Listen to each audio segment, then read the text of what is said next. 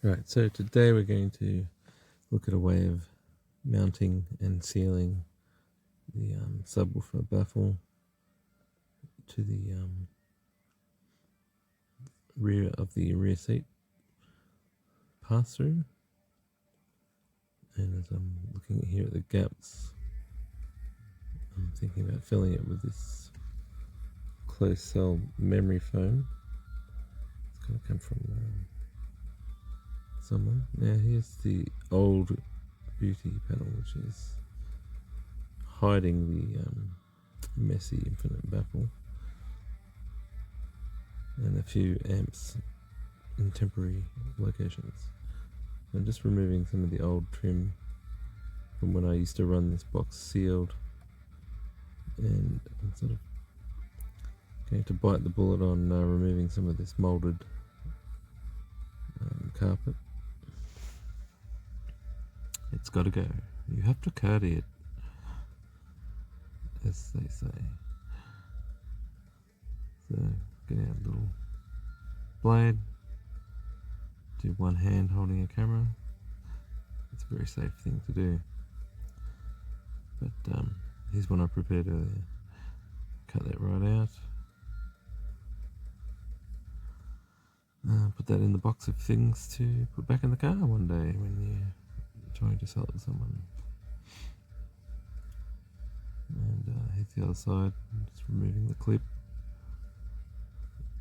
It's another use for wire strippers, is trim removal. Here we go, literally cutting away part of the OEM boot lining. That one took a bit of a shonky job on that, but no one's going to see it in there. Counting my fingers. That was a laugh. I'm using some insert nuts in the baffle. We need to drill a hole a bit higher up because the box needs to teeter forward a bit to fill the gap. And just use gravity for holding it in at the bottom. Maybe considering a third screw near the middle of those two woofers, but I don't think we got around to that today. Using a little template there, evening up the holes. And I'm just going to release the temporary position of that woofer and just drag it back a bit. And that gives us access to drill in the insert nut. And I think I skipped the part where I made the hole a bit bigger with a bigger drill bit. Making sure that goes in nice and tight.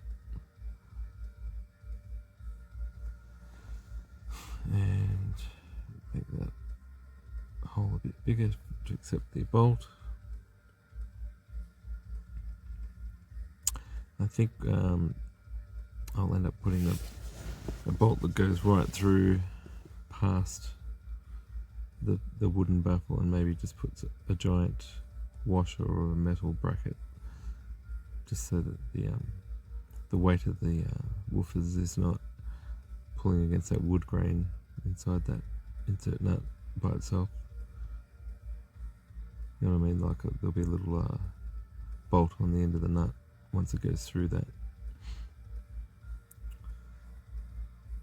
Then goes the second insert nut. And there's someone magically moving that from behind, is not in the camera frame. And what have we got here? Yeah, I had a first attempt at putting a bolt in, which wasn't quite long enough. It was only like holding by a couple of threads, and then I found these ones a bit longer, and also a nice handy dandy winder at the end. Eventually got that one in tight enough.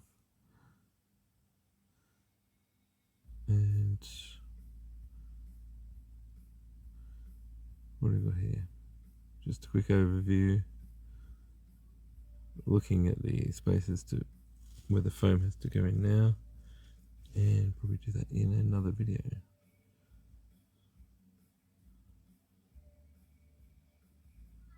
So I'll probably just loosen off those nuts and try and position it in later.